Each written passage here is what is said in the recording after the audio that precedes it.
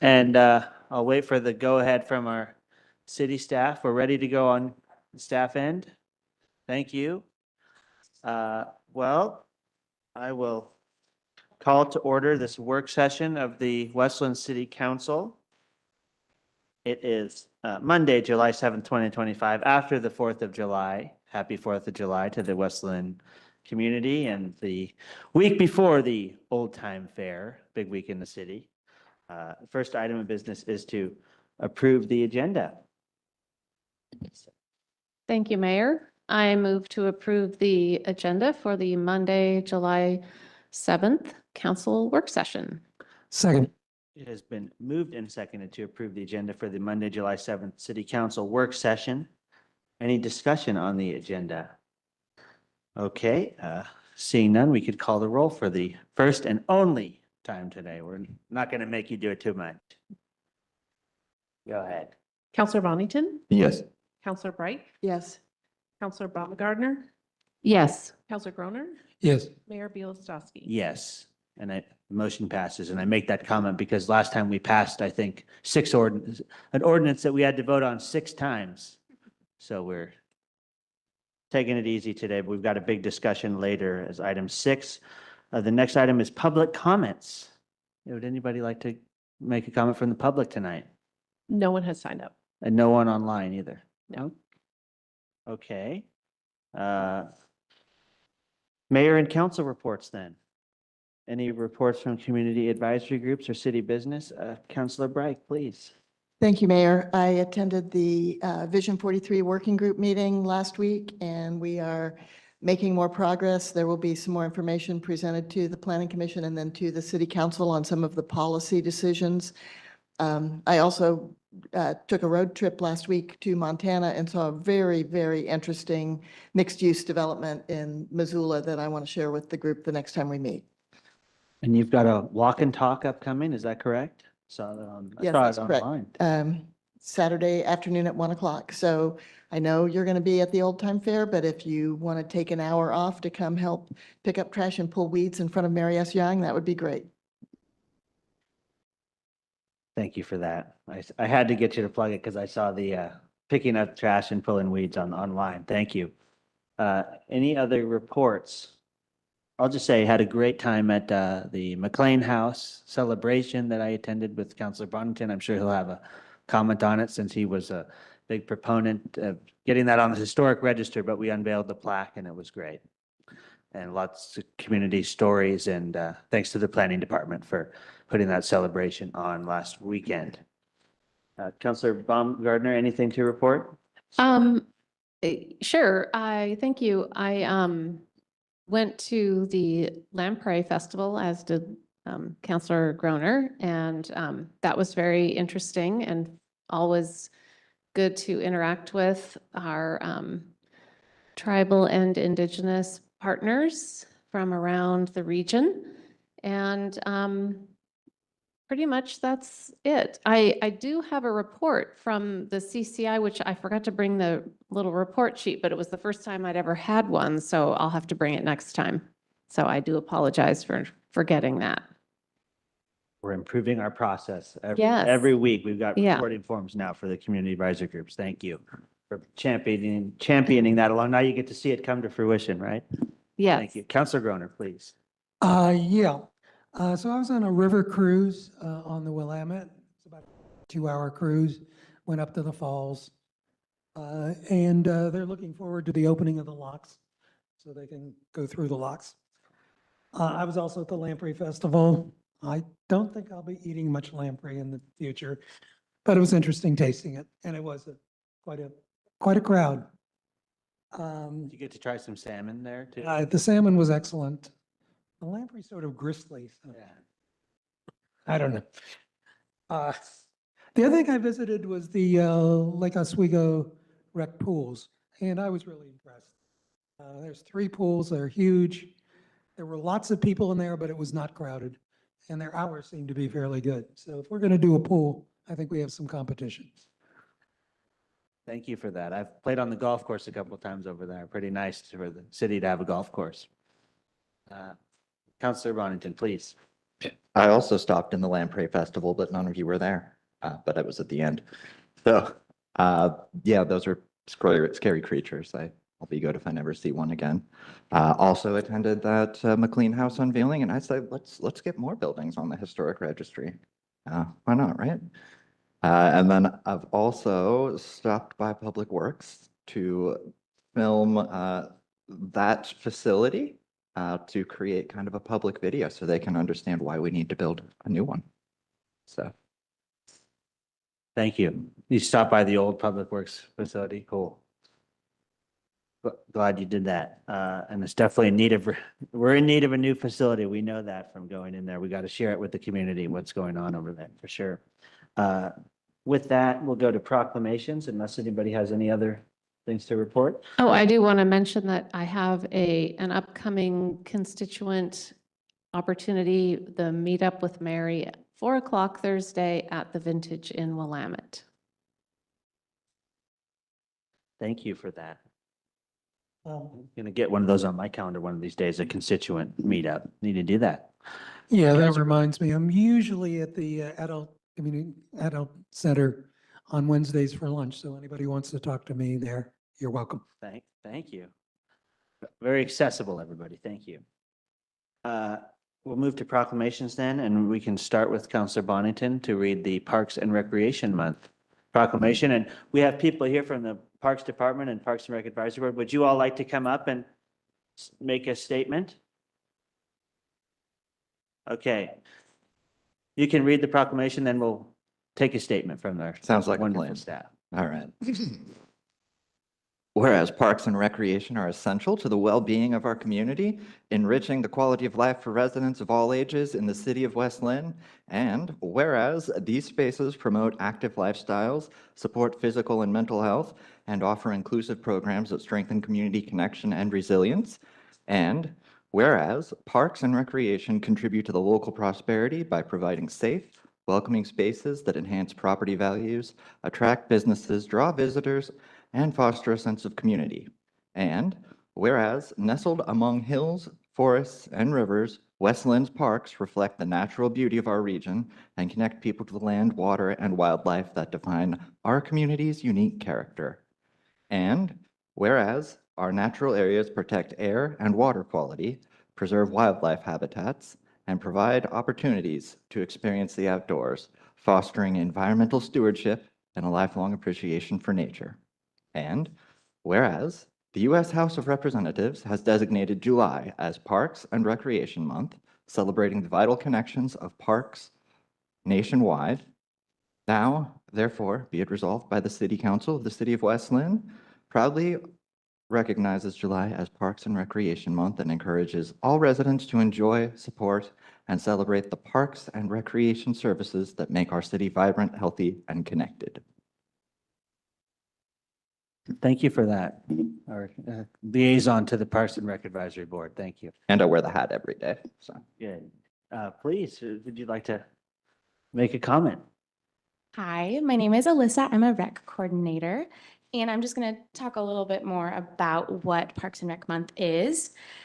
It was established in 1985 by the National Recreation and Park Association, and as already stated, is celebrated all July. The theme for this year is Build Together, Play Together, and this theme is to highlight the vital role that parks, recreation programs, and the professionals who manage them do to build strong, vibrant, and resilient communities. During Parks and Recreation Month, cities and communities nationwide host special events, activities, and programs such as our outdoor movie nights, other people's art contests, fitness classes, all sorts of fun stuff all month long. The celebration honors the work of parks and recreation professionals and promotes inclusive, accessible spaces where everyone can connect, play, and thrive.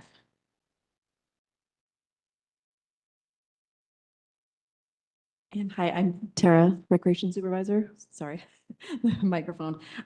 Yeah, just want to let you know about the upcoming events coming. I'm sure you guys have all heard about them, but just to hopefully we get to see you all there at the Old Time Fair this weekend, our big 3-day fair. Some really exciting adult community center events coming up. We have a dog show tomorrow. I think someone might have someone entered in that tomorrow at the adult center, 11 o'clock. Really cute, fun show. They have a car show coming up in August. And then we'll just step right into our music in the park and movies in the park in August. And we have a slideshow if you want to check that out. See what we've got going on. Sweet.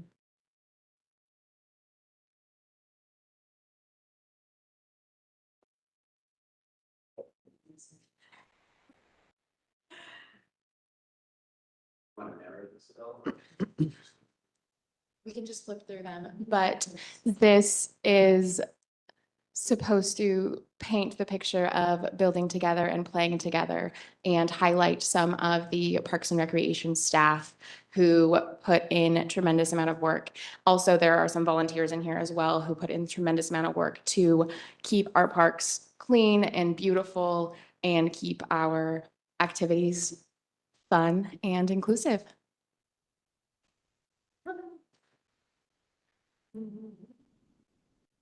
You all do amazing work maintaining the parks. I know it's a lot, especially when you look at the per person, how many acres each person is responsible for. So thank you for all that. And of course, the event planning and execution is something else. So look forward to the old time fair. Any other comments, Council President, Oh, please? Thank you. I just wanted to say that I had an opportunity recently to inadvertently eavesdrop on one of the day camps happening at Fieldsbridge because I was working in my garden plot. And so while I was working, I was just listening to all the little sounds and what they were doing and sharing. And it was just, the staff was so nurturing and the children were all having such a good time. And it just was very heartwarming. So yay. Great program. Thank you. And Mr. City Manager. Well, it just occurs to me, we have police and parks in the room right now. It's a great opportunity to mention that although Parks puts in a tremendous amount of the work for the Old Time Fair, we are increasingly collaborating with other departments. Public Works and Police play a huge role in making sure the fair is safe and functional. And so it's cool to watch the departments working together. We've been seeing meetings downstairs where all the staff is together. And it's just, it's a true cross-department effort. So I appreciate all of you. I do know that Parks puts in a ton of stuff. So yeah, it's fair. So thank you all. It's cool to see the transformation of Willamette Park for a few days each year. It's like, then it goes back to being all quiet. But I saw that some of the rides have already arrived down there. Any other comments on parks? Or we can move to the Disability Pride Month proclamation read by Council President Baumgartner. Thank you, Mayor. Whereas Disability Pride Month is observed every July to celebrate the diversity, culture, and rights of people with disabilities. And whereas it is a time to promote visibility, challenge outdated stereotypes, and honor the achievements and contributions of the disability community. And whereas more than just awareness, Disability Pride Month is a call to action for inclusion, accessibility, and equality. And whereas Disability Pride Month is a month-long celebration that recognizes the identities and experiences of disabled individuals. And whereas it promotes disability as a natural and valuable part of human diversity, not something to be hidden or fixed. And whereas this month encourages people to take pride in who they are and aims to create a more inclusive and understanding society, now therefore be it proclaimed by the City Council of the City of West Lynn that July 2025 is Disability Pride Month. Thank you. Thank you, Council President. And I will read the Farmers Market Week proclamation in honor of our Wednesdays in Willamette Market. Whereas farmers markets are an integral part of Oregon's food system and agricultural economy, and whereas the farmers markets in Oregon are important sales outlets for farmers and food business owners, generating revenue that supports sustainability of family farms and the revitalization of rural communities.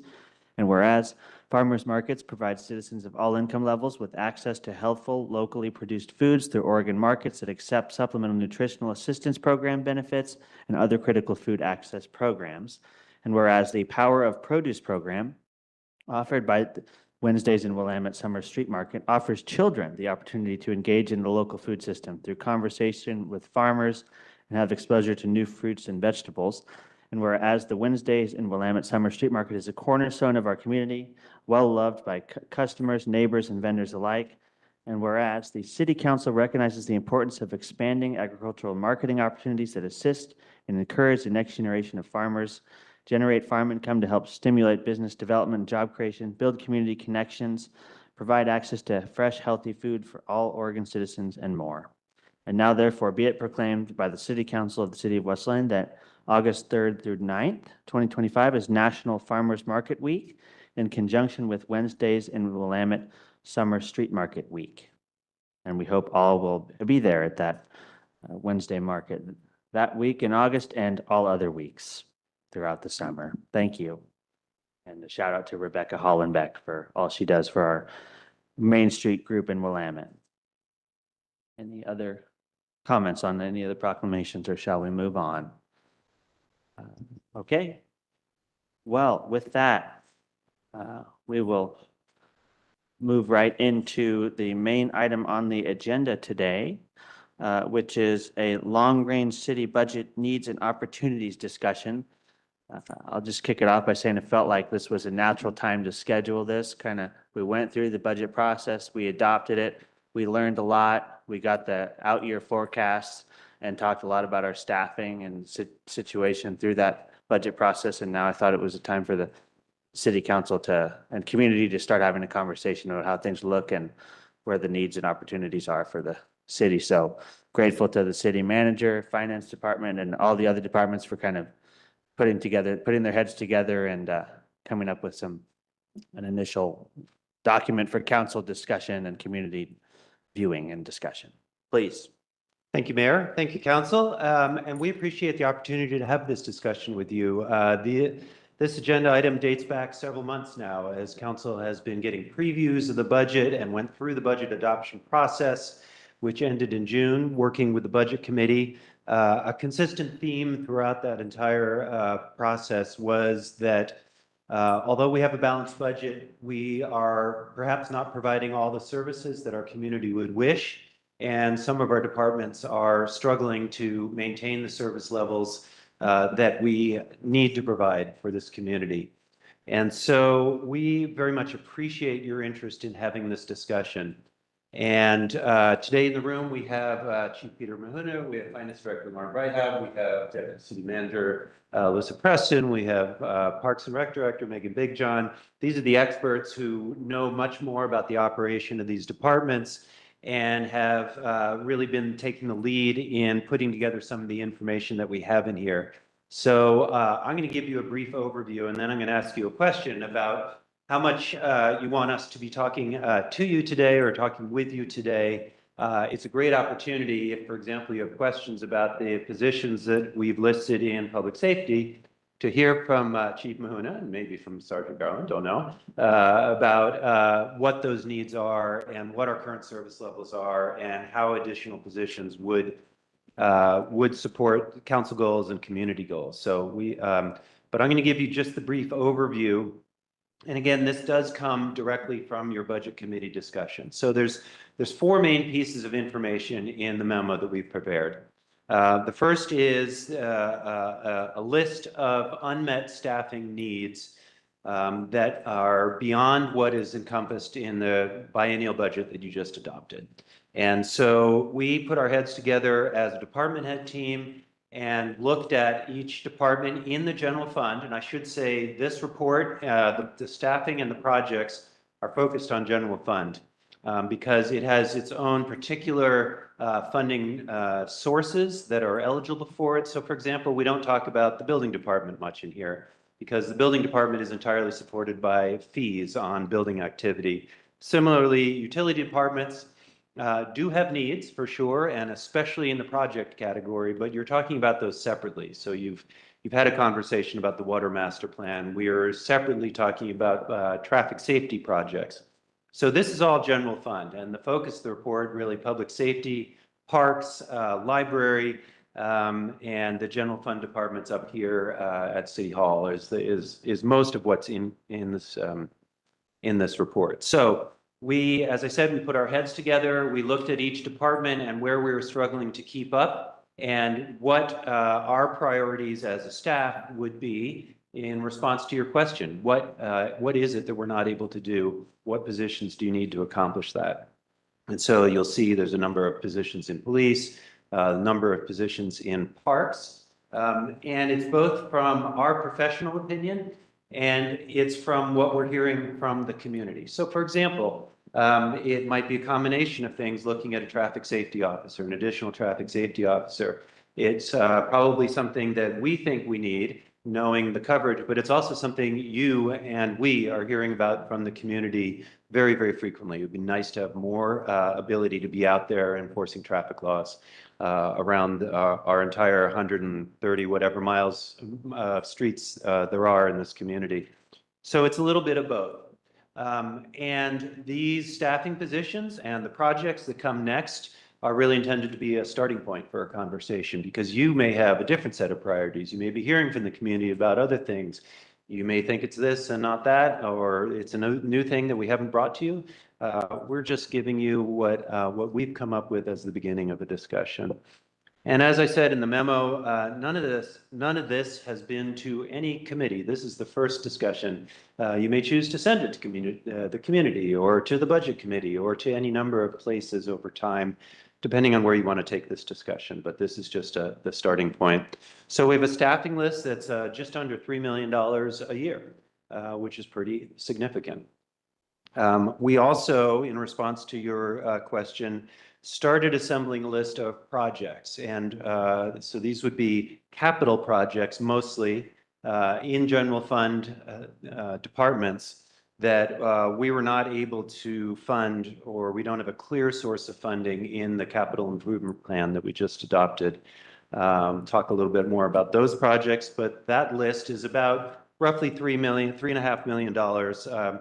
And the reason I said in the staff report cost over $3.5 million is because some of them had a sort of a minimum and they could go up from there depending on how comprehensive we would like to be. So that's the first two pieces of information, the staffing and the project list. Third piece of information is really what I see as the fundamentals. And a big part of your discussion in the budget adoption process was that we have a shortfall forecast for 4 years out. And if we don't find ways to stabilize the general fund, then not only do we not get the added services that are being contemplated in this memo, but we may be looking at cutting services, which is certainly a situation where none of us want to be. We've talked about as a community and as a council and budget committee about cutting services in the past. It's really hard to figure out where that would be. We're pretty bare bones in providing the basic services for the community we have. And so the third piece of information is we recommend that if any additional funding is to be found, that stabilizing that general fund before committing to adding services would be really important. And we wrote $1.25 million a year as a place to start a conversation about stabilization. And so where does that come from? Where that comes from is, as you heard in the budget process, we are usually able to make up a shortfall projected by being cheap and not buying new carpets and not buying new chairs, and people leave and it takes a couple of months to hire them, so we get some revenue gain, we get some savings there. We are pretty conservative on our revenue estimates, and often we get more revenue than we anticipate. We've been able to make up a couple of $1 million a year usually and provide a balanced budget every 2 years. But the shortfall that we all discussed in the budget process was bigger than normal. And so that $1.25 million comes from, let's say that we can find our usual $3 or $4 million. But if we could add in 4 or 5, then we'd be in a place where we weren't as worried about the next budget. And so that's point 3. Point 4 is just to start the conversation, rough revenue calculations. And we gave you an example in here. If you were to do a renewing 5-year local option levy at 50 cents per $1,000 assessed value, that would generate about $2.3 million a year in West Lynn. So although no one in town believes it, the average assessed value is $430,000 in this community. And we always have to say, let's all say it together, assessed value is not the same as market value. It's very different.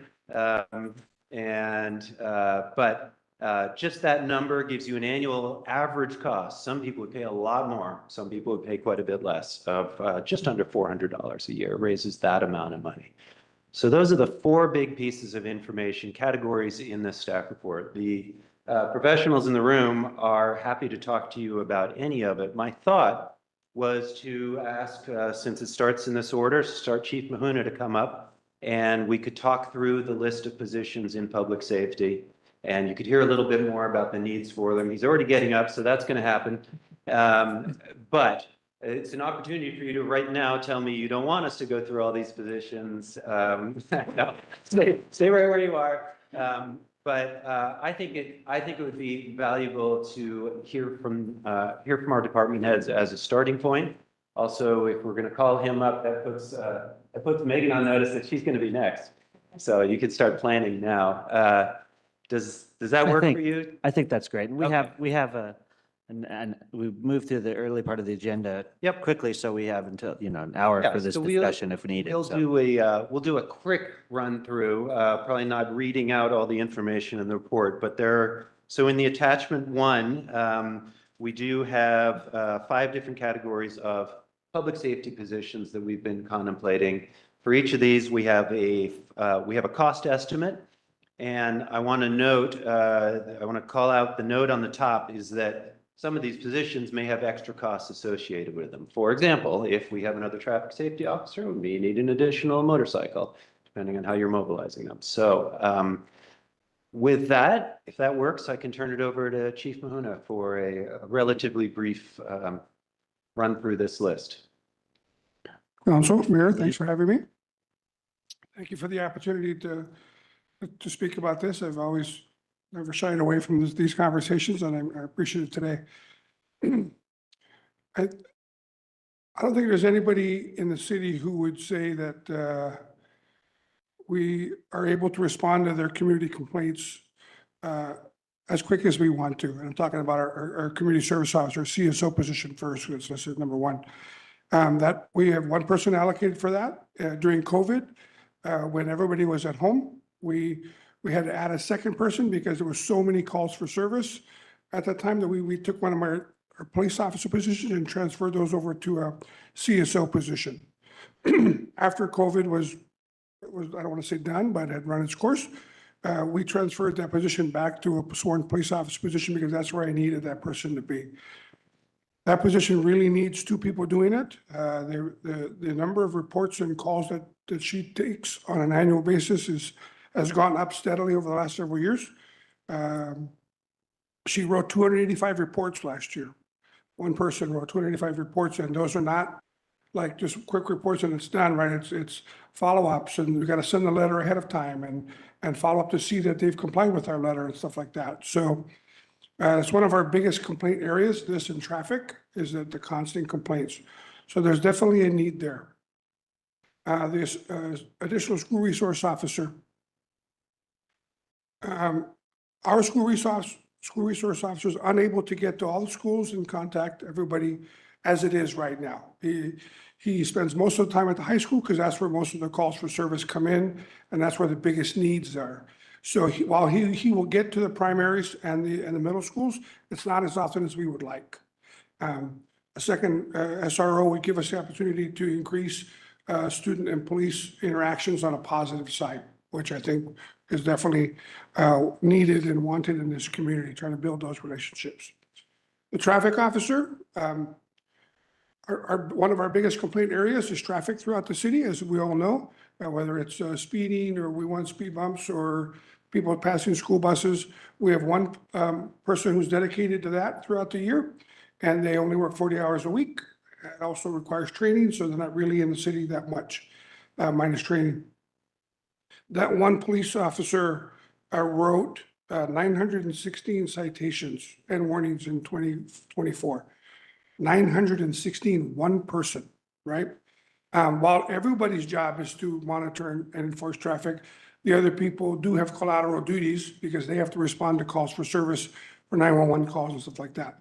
While the traffic officer is not bound by those guidelines. So while of course he will help out in an emergency, he spends most of his time in the different hotspots of the city working on traffic. The rest of the entire department wrote 740 warnings and citations last year. So one person wrote more than everybody else. So that should illustrate the impact that one person whose dedicated job is to do that all the time could make our streets safer, lower speeds and the like. As we go down the list for just 3 additional police officers, as you see in the memo, we are the smallest agency per capita in the metro area for sure, probably the whole state, where we have 29 sworn positions for a population of 27,500 people. I've listed comparisons of 4 other cities there that are close to us, so you get an idea where like the city of Milwaukee is already at 34 sworn with a 21,400 population. Why does that matter? Well, we take about 12,000 calls for service. And in 2020, our response time to priority 1 and 2 calls was 6 minutes and 32 seconds. And in this last year, for priority 1 and 2 calls, it was 8 minutes and 48 seconds. That's not the kind of response times that I would like to see our city have, certainly for priority 1s and 2s. But that's just the world that we live in. And then if you add all these bodies, and I would argue that we need it now anyway, is our span of control is not where it needs to be. We desperately need a second captain. When I assumed the interim chief job in 2020, we never backfilled my captain's position. And so it's been my captain and me trying to keep all the different balls in the air for the whole city, for the whole police department for the last 5 years. And I don't think anybody wants to see us continue to do that. That's becoming incredibly challenging for us to do. We've added a detective sergeant position, which is what I turned my captain position into, because we realized we had a gap in our investigations unit that needed to be filled, and that need at the moment outweighed my need for help. And so we created a detective sergeant position, and that position has worked out immensely well for us. So I will answer any questions about the positions that I've talked about. Any questions from the council? Councilor Groner. Yes, Chief Mahuna. Are these 5 items in priority order from your point of view? No. I would move the school resource officer position down simply because I reached out to the school district, and they co-fund our position now. And I was asking if they'd be interested in co-funding us for a second one, and due to budget shortfalls, they can't do it.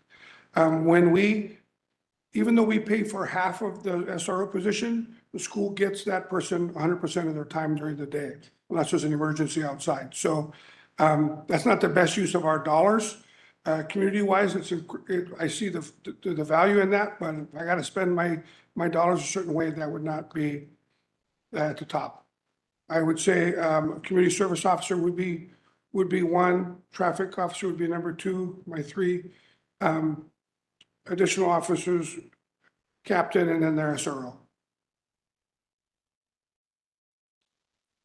And sort of a follow-up, you've got one item that has 3 additional police officers, and I'm presuming that the priority of the first is higher than the priority of the third.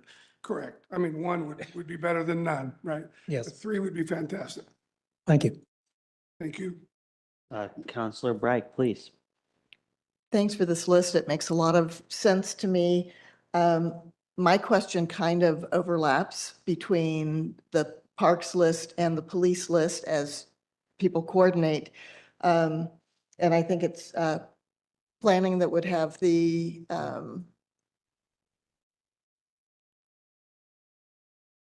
a community service person in planning, Code enforcement. code enforcement person, would that help a little bit? I mean, not a whole person, but would that help reduce the need for the CSO a little bit? Also, in the parks, there's need for a park ranger. And would that also help reduce the number of calls that the police force would get for things occurring in the parks? And I know that not all of this is going to be boom tomorrow. We've got the funding now. Tomorrow we've got all of these people. But as we start talking about this and start looking at the funding, can we look at a little bit of the overlap between the departments and how the departments can help each other? And that could also help us prioritize where the biggest need is. And in your prioritization, I would almost say you need the captain equal with the 3 new officers or right before, just to help manage that whole modification. Yeah, in the I would agree department. with you. If the planning department got a CSO, a code enforcement officer, that would greatly reduce the calls for service on the CSO. And likewise, if we got a CSO, maybe the need for a code enforcement officer would not exist. I'd be willing to, if they got a position, hold off on the CSO to see how that works. And see how much work is actually taken off of her plate. But so either way is a valid point. And I forget your second question was. Parks Ranger is another part of that. Parks Rangers, same thing. Parks Rangers, their work, and I don't want to speak to the Park Rangers, but I would assume that their work is seasonally up or down. I don't know how much work that they have. Yeah.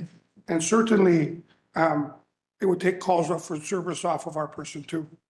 And I think the list said weekends and evenings in the park, but it did seem like that would help reduce some of the calls. Just having that presence in the park would be very helpful.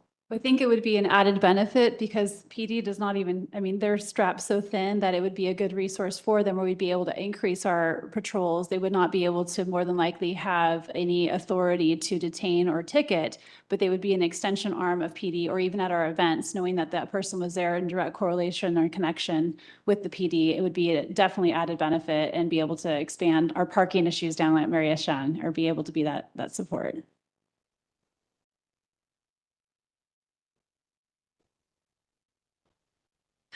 Any other questions on the list? I mean, this is kind of just an introductory discussion and please. I wanted to follow up on Councilor Groner's question and Chief Mahuna's answer. The prioritization, I remember at some point before posting this to the packet, I thought, oh yeah, I need to change those to bullets rather than numbers. Because we haven't had a prioritization conversation amongst the departments exactly. And we also thought that we wanted to start by giving you a sense of the needs that we're seeing and that we're hearing about. I think the prioritization would come about as part of a discussion with the council. And then you get at these interactions. So Parks Ranger might help a little bit in the parks. Code enforcement would help a ton with CSO. So a lot more conversation to come on that piece, but I appreciate the question quite a bit. Also, it didn't necessarily mean anything. Maybe it did. If I'm down at the police department, I'm going to say listing them first was intentional because they're the most important. But if I was at Parks, I might say it doesn't mean anything.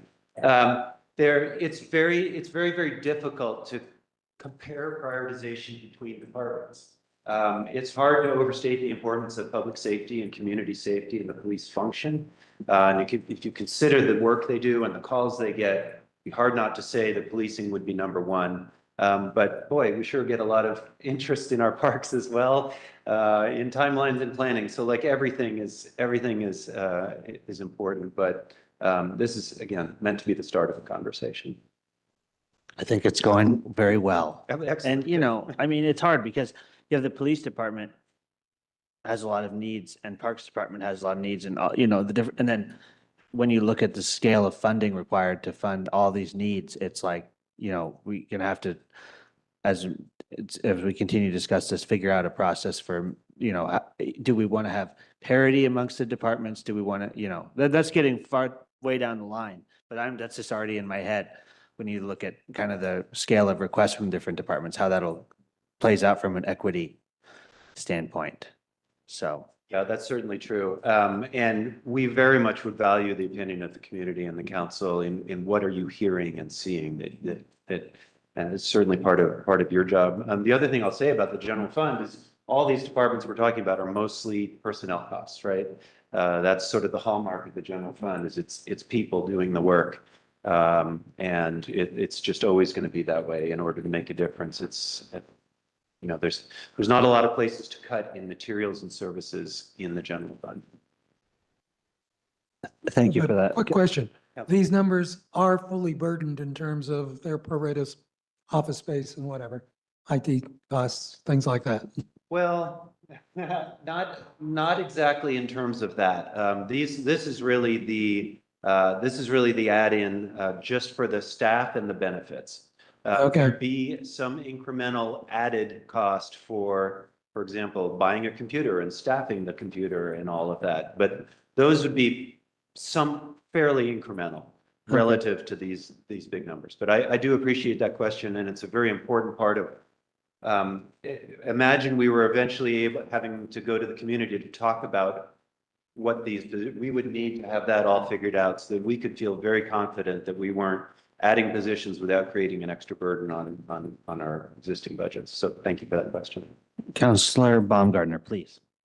Thank you, Mayor. I very much appreciate the laying out and the specificity of the information. And it occurs to me that when I'm talking to people or hearing from people, having some of this information would be a benefit. And I was thinking of your Budget 101 education city manager that you put out and thinking similarly, if we were to communicate some of these needs eventually, not maybe now, but just like I think you just said that, it would be helpful for people because I think there is a temptation to maybe have a slightly cynical view on, oh, what are they spending money on now and why is that necessary? So we want to be transparent and also helpful. And this kind of information would really serve that purpose. So I appreciate it. And Parts? before we do it, Chief Mahuna, I have to say, you had a couple of really good law enforcement wins over the last week, and I just wanted to commend the officers for solving Westland's only homicide cold case and solving the horrible smash and grabs at Mary S. Young. Great work. So thank you for that. We'll have to nothing like that. Please pass along our regards to those who worked I on will it. absolutely do that. Thank you very much. And that cold case murder. Yes. So anyhow, yes, now we can transition to Perfect. parks. And I think the staff will be here, so we'll go through it. So another big category, Parks and Rec. It's the next largest department probably in the general fund, library as well, but library does have a dedicated source of money through our county fund. So Megan, can you take us through the thinking on these parks positions, please? Well, with Chief Mahuna, a lot of his positions you saw were stabilizing, and I did a combination of stabilizing as well as I call it some of the unicorns services we could really provide. Mine are in order as far as what our highest needs are. So with having one building maintenance worker here, with adding, you see the stats of 110,000 square feet with the new addition of the operations building as well as historic city hall in play. I need to send some TLC to Jeremiah, who's doing as much as he can all over the place. And so really that is a sustainable need as well to get some help for him. That one's very clear. A bit of a passion for me and just coming from my background and understanding how much natural area space we have, getting somebody to be able to come in and really take a hard look in management alongside of me with our natural areas as far as not only invasive species control and management for the health of the forest, but our fuels reduction, our trails management is a real key of an opportunity as well as a safety improvement that we can provide if we were able to fund that position. When it comes to the recreation coordinator, I have quite pride of saying that at the Adult Community Center, we have one FTE that's putting on all that programming there, but there's at times if somebody has to be off, staff has to go over there and help cover. And overall from our full department, that position in the Dreamland would live there to be able to help with the full facility, but then be offering programming and assistance to the whole entire department, not just be focused solely on the ACC. When you look at what our staff does, it's quite impressive for the resources they have. But that's where there's a definite lack of need, and another safety and security adds into that as well over on there. The park ranger was not necessarily on my top list until I started talking to some others and started thinking about the support it could help for PD of just increasing our visibility within our parks in the evening and the weekend times, where you have that almost community liaison where they're able to be a face and be known in the community to help with any issues that are coming and directing, hopefully with some education before we have to get to where we need to call law enforcement. But just on the weekends alone, parking at Mary S. Young, down at Burnett Landing, there could be support there all the way through. A model I've used before is that in the summertime, they would work in that off shift. And then in the wintertime, there's opportunities to come and add additional support to the park staff to be able to work alongside whether the natural areas or the parks as it gets darker earlier and there's not as much activity in the parks on the weekends. So it's a really good way to get both, not only from a satisfaction of a position, but additional support for the Parks Department all the way around. Are we talking about projects later? Just so I could at least give a little overview if that was decided to or not. Maybe any questions about staffing in parks? Questions from the council? Any questions from the council? Okay. Oh, Carol, please. All of these seem incredibly important. And as you know, I live near Mary S. Young Park. I'm in there a lot, and you've got everything there. You've got programming, you've got the natural areas. And so it could certainly use some additional attention. I'm wondering if there's been any thought, and I don't know how we go about doing this, but have volunteer docents at some of the parks that have like a vest that makes them official, but there's many of us in the community that are in the parks a lot. And maybe just having some training from the Parks Department so that we kind of know how to communicate with people that we might see not behaving in the best way without being confrontational. That's a great idea. Thank you for that. Megan, since you're up, we can transition to the projects. We'll come back to the rest of the staffing. I mentioned that the general fund is very personnel heavy. Doesn't mean we don't have buildings. Doesn't mean that we don't have parks. And so parks really is where the capital in the general fund comes in. And I would say the city of West Lynn, we really haven't had a comprehensive approach to long-term facilities planning, maintenance, capital budgeting, not capital budgeting, but we have not had the ability to really be looking ahead in our capital. So we did assemble a list of projects that are general fund implicated. And you'll see they're very heavily facilities or parks, but really a lot of facilities. And so, sure, Megan, why don't you talk about the ones that are facilities and parks? It's just, I think, in fact, everything on this list right now is facilities and park. Yeah, actually kind of is, except for the bookmobile, which would be really fun. And that's partial parks too, though. Doug and I have been talking about that. I think most of the projects you'll see here were listed on the CIP. And when I was talking with John about this, we took projects that were 2 years out that are not approved, of things that are essential that are going to need to be fixed. So there's nothing overly jazzy about it, but it's looking at that real long-term deferred maintenance of our facilities, as well as our parks, like playground replacements that are kind of heavy hitters. We can get money to build, but not always to maintain and replace. And so that's pretty much what you see there. A couple of things that would be a huge bonus that's in our master plan is to be getting the adult community center with a generator, which we've talked about for a while. One that John brought up that I think we definitely needed is a facilities master plan to look at, those 10 to 30 years out as to what we need to start budgeting for. Accessibility improvements, it would be a bonus too. We have a little bit of money dedicated, but when we start looking at playground replacements, how do we add inclusive features and bring our parks up to ADA standards in those locations? And then some of the icings on the cake would be additional funding to be able to keep moving forward on the non-motorized boat launch. That was part of the Parks 2018 bond, as well as potentially being able to do something over at Parker Road that would start to create a community space, not necessarily the full rec center, of course, but something that would create a gathering location for people to be at. And those are kind of in order as well. Any questions? So then I'll swing back to the rest of the staffing that's on the list and the bookmobile. Back to page 3 of the attachment, the other general fund position. One thing that we struggle to achieve, everything that all of us wish, is communications in the general fund. We do a fantastic job with the resources we have. We have no backup person working in communications in the general fund.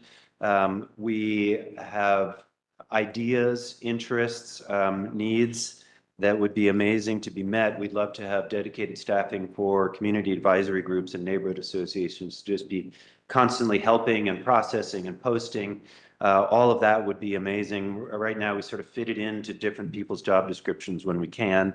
So an additional communication staff person, I think, would really help and would connect to a lot of other things that the city is doing. We have one planning position that we put in here. This would be an entry-level planner to just provide extra support at the counter to do the basic land use applications and allow us to move faster and more efficiently on the long-range planning projects and the more complicated development review projects. Talked about code enforcement earlier. Many people think of code enforcement and community service officer being all the same thing. It's actually sort of two different specialties. It really is. The community development code, any of you who've looked at the paper copy of it, it's about this big. And a lot of the calls that we get are, my neighbor built a fence and it's the wrong height, or there's no setbacks, or what's the shed, or any number of things relating to planning, building, erosion control, and engineering. Many cities have a dedicated staff person, often embedded at City Hall, that gets to know the planners, the building department, the engineers, and responds to those calls.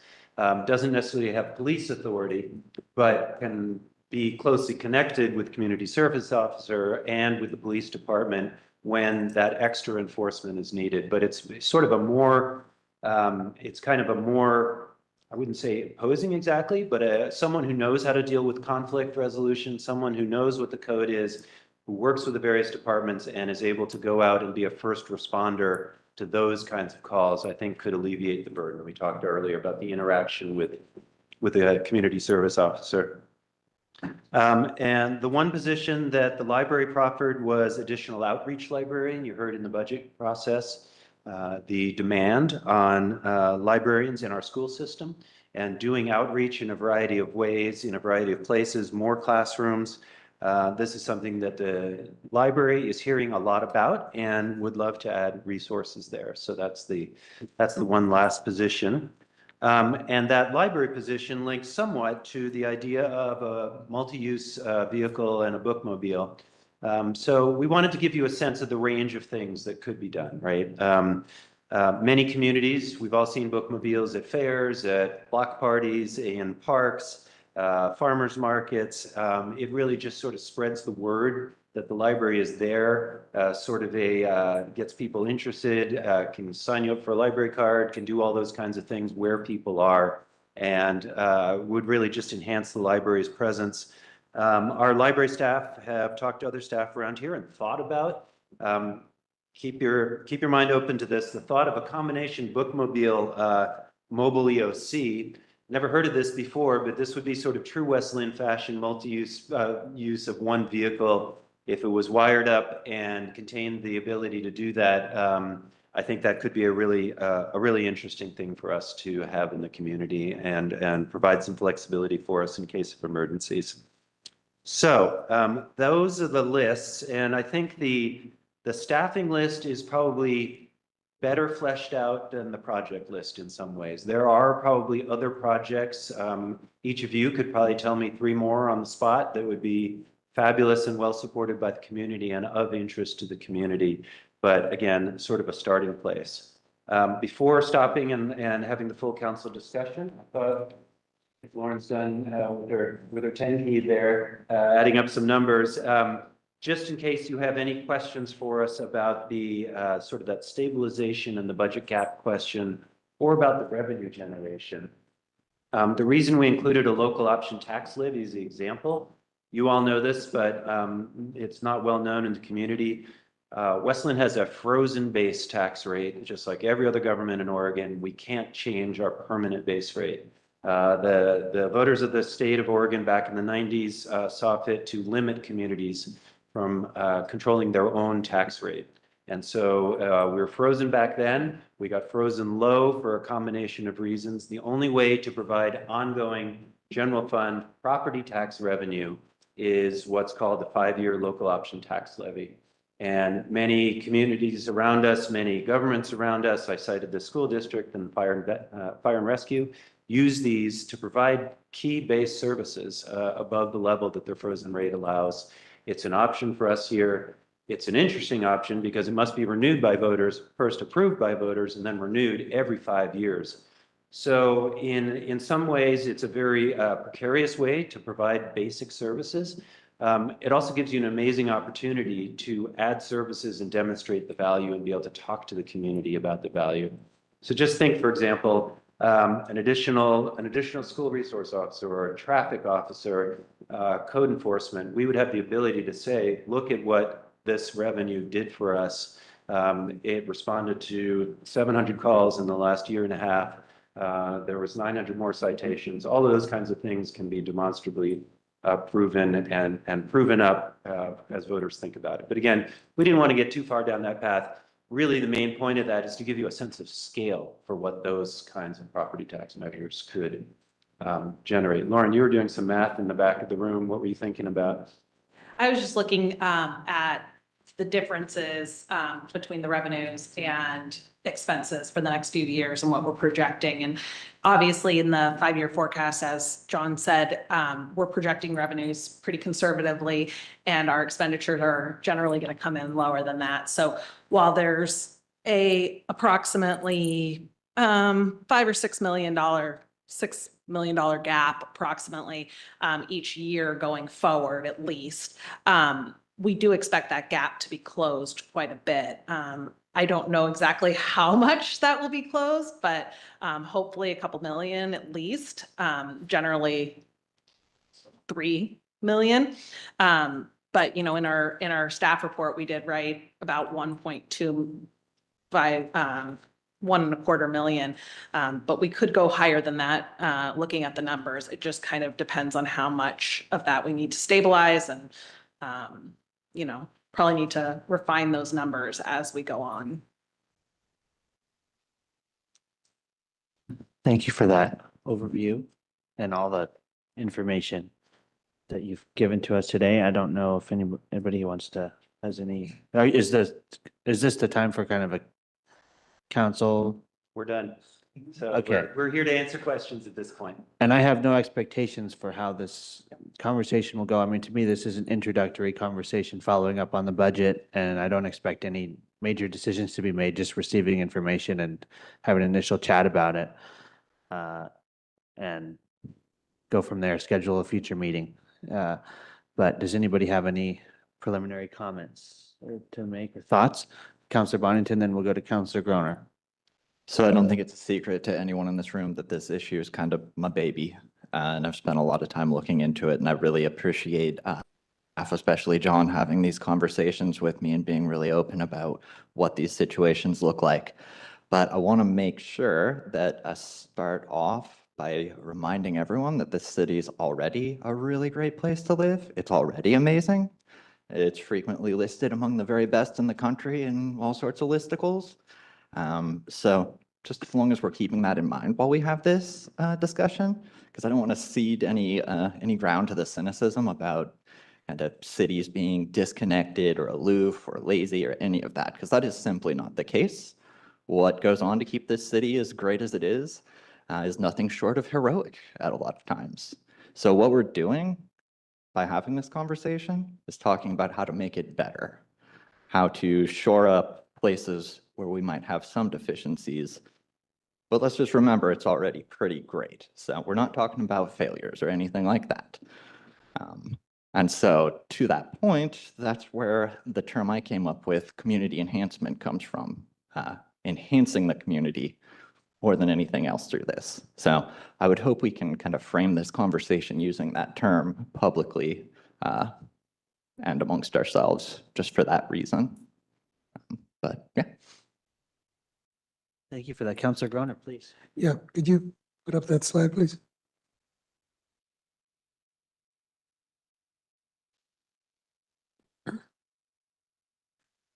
Okay, there were lots of numbers in that three-page document, and I kind of like to see them in one place so I can compare and see how they fit together. So basically in that yellow area up top, basically the sum for the staffing list, the same for the project list. And what I'm calling stability fund, I don't know, the state uses something called the rainy day fund. So we might, I don't know what the right terminology is for it. But basically, if you add those up, they come to about 6 million, 6.44 million a year, and against a possible worst case deficit of 9 million. So, you know, we've got things pulling in two directions. One benefits and the other potential deficits. So I was trying to figure out what the effect of a levy would be. We talked about a 50% levy issue. And I think I've since found that the mean assessed value is actually a little higher than I have on this sheet, 430 versus 372. So these numbers would be a little higher. So basically, we're collecting on the order of 7.8 million in real estate taxes in that period. And the new levy would bring us up basically closer to about 2 million. And so that would bring us, so the question is, what would we do with such a levy? And the things we could do is look at the staffing list, the project list, and the stability fund as a kind of insurance. All right. The last part of the sheet, the white part on the bottom, is basically just straight out of the document, a listing of the amounts. And it seems to me what we want to do is go to the community with that and ask them to prioritize. What are they willing, what is most important to them, and what are they willing to pay for? I doubt if they're going to be willing to pay for everything on that list. Okay. And the sum of the list is, you know, on the order of 6 million. So basically these are the kinds of things I think we need to go perhaps first to the budget committee and then to the community as a whole to try to prioritize. That's my comment, but thank you. Thank you. Both great comments from both of you. Appreciate it. City Manager, you raised your hand. Yeah, this is, I appreciate this list a lot, and we can make sure the numbers reflect what we came up with as well. The one thing I want to point out is that there's an ongoing component in the staffing and the projects. Some of these projects are one-time, so it sort of might speak to different sources of funding, or it might speak to the need for a permanent ongoing source of project funds. Because certainly you would, in this community, be able to come up with projects over time that are going to continue to be needed. So it might be that you need each of these pieces in an ongoing basis: stabilization, extra staffing, and project ability. So I think this is a really great way of framing. Appreciate that. Thank you. And By the way, it's just as a basis for discussion. It's not a proposal. No, I appreciate that. I mean, and I've been I talked at a mayor's summit recently, and my comment was along the lines of, you know, the cost of living around here is high. We know that as a city, we hear that from community members. People feel that they pay a lot of taxes, and they do. But then when you look at the portion that goes to the city, and you tried to get at this in your budget message, Mr. Williams, it's a very small amount of money that goes to the city, and it's kind of unsustainable from the standpoint of staffing. And then we're also not able to meet the needs of the community that they expect. I mean, you look at one CSO, one community service officer, one building official, the building maintenance person, and then we've got all these beautiful buildings that we need to maintain, and one person does that. If that person goes out, there's nobody. Nicola, our CSO, was on vacation recently, and that, you know, then somebody emailed in, so it's, some of these things are really unsustainable from a city standpoint. And then this gets to the point of, we can't make cuts. We have to protect ourselves and our city from that because we don't have wiggle room in our staffing to do that. And when you look at the per capita compared to other cities and just the level of service we can provide. So I'm just glad we're having this conversation, and it's kind of a threading the needle sort of exercise of communicating about it, because it's people do feel that they pay a lot in taxes, and they do, but then your portion of the city is relatively small. I think it's 13 cents per dollar, and it's really other governments that are getting a lot more revenue, and it's difficult to communicate about it in a way that where people feel respected. And that's what we're trying to do. Councilor Bright, please, sorry to take over. I just wanted to get that out there. No worries. Thank you, Mayor. I want to say, we do have different kind of buckets or positions on this. We do have the looming shortfall that we have to deal with. And then these positions are new needs of the community. And we've heard from the community that they expect this level of service. So, again, communicating with people and hearing back from them about where their tax dollars go, I think is really important. Councilor Groner was saying maybe have the budget committee look at these numbers and then do more of an outreach to the rest of the community. We may want to start with a larger working group, maybe representatives from each of the neighborhoods as well as the budget committee. And that way, because many of the people that are active in their neighborhoods are also hearing from all of their neighbors more so than maybe some of the budget committee members. So just a thought, I do think this needs to be a community discussion, and we need to make sure that people have access to the information and that they can have their feelings made known. And we also have other advisory boards with active members, so thinking of Parks and Recreation, they're very strong. Thank you. Great thoughts on the community outreach component of the discussion, and appreciate that. Councilor Baumgartner, please. Thanks, Mayor. I appreciate the information. I'm specifically interested in what represents new positions and maybe ones that were once at the city and were cut or eliminated, and why. Partly so I can get a general idea that seems like if these are new positions, and it looks like a lot of them are, the general sense I get without doing a tally is that most of them are new positions. And that would, to me, basically the message is the current budget doesn't cut it. So that would maybe speak to the need for a levy or something like that. But having this communicated and having this information to communicate to the public, just to express the need and explain the need for potentially a levy, I think is helpful for people to understand. Thank you, Council President. And we heard as we went through the staff presentation that some of them are positions we used to have and then either changed or lost. I think we can be clearer about that if this does go anywhere. For example, the captain, right? We can be clearer about this position was lost in the whichever budget it was. So there is a mix in here of that, both of those.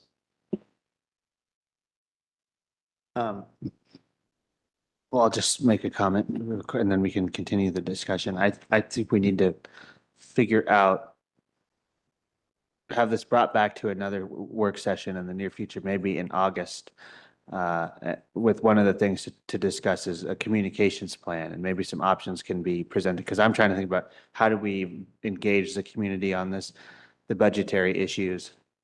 And of course, we don't really even know what this looks like from the standpoint of we haven't done any narrowing of the list, and it's too early to do that. But like, I don't know, Councilor Bright had some great ideas.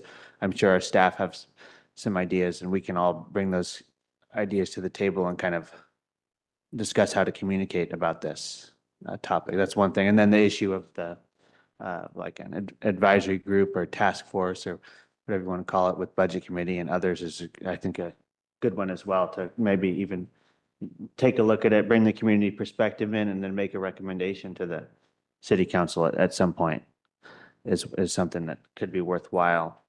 And I also think about the issue of polling, statistical polling. I don't know how important that is to folks, but it's kind of important to know when you think about levels of willingness to support certain things or priorities, or we've done a benchmark survey of the city in the past, but definitely wasn't as specific as these particulars that we're talking about and budget shortfalls. I just know people don't want to see city positions eliminated, and people also have needs from the, and the expectations of us. So got to figure out how to solve the issues.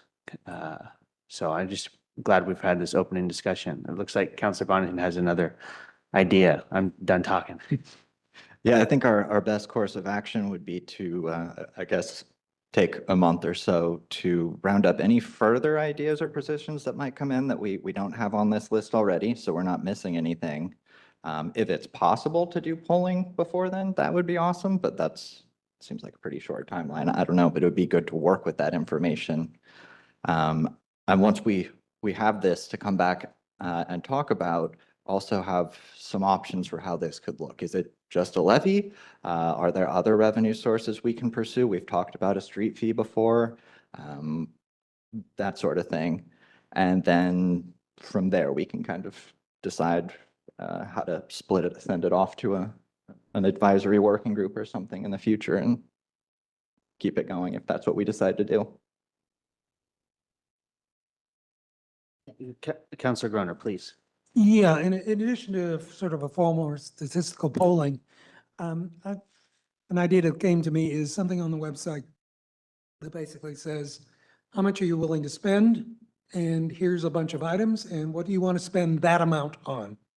And that would give us a kind of prioritization from the people and some willingness to spend some amount of money. Anyway, that's my thought.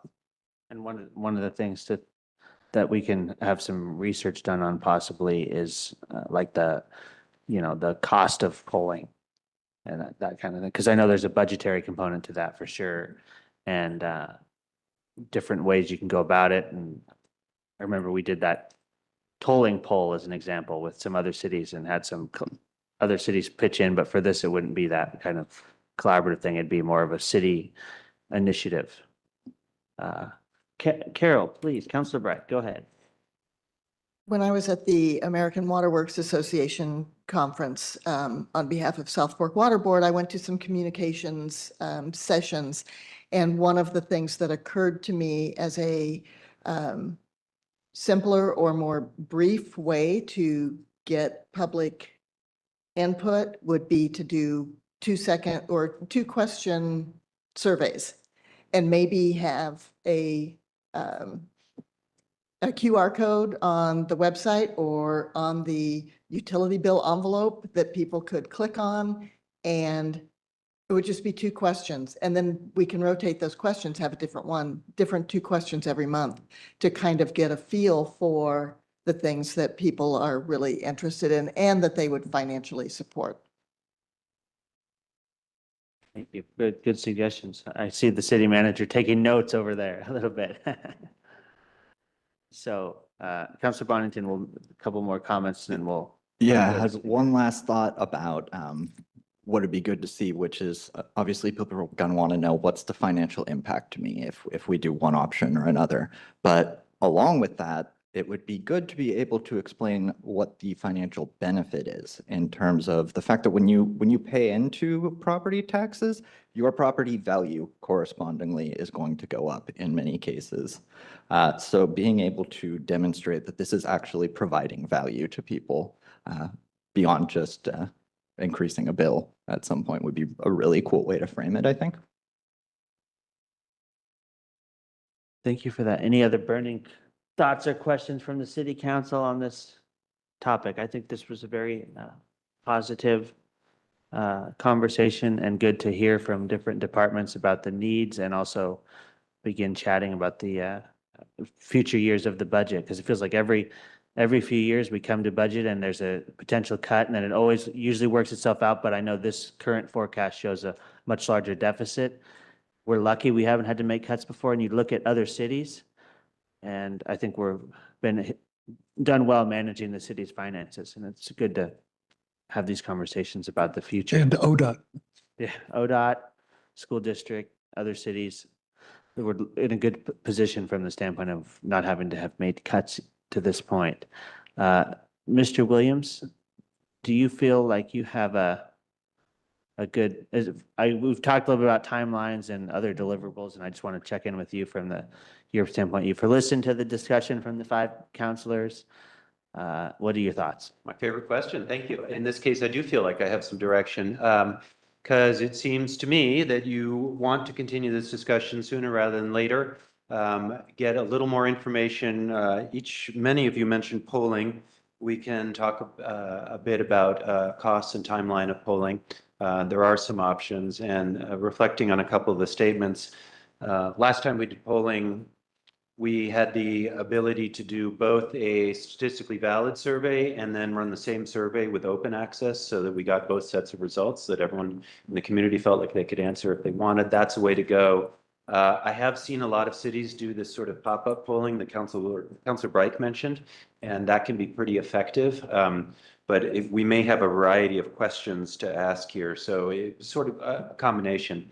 The ask that I would make of you, we'll work on scheduling. I'll talk to the mayor about scheduling this next set, is if there are positions, or you don't even have to describe it as positions, if there are needs that you're hearing out there in the community, let us know, or talk to one of the department heads and tell us what those are. We can translate those into people and costs if it's that kind of thing.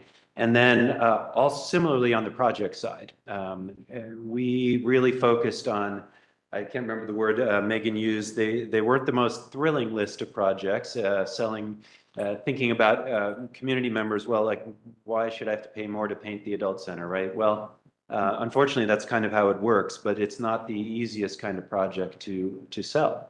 Not that, and I'm not in this business of sales. I'm in the business of doing the things that you all talked about.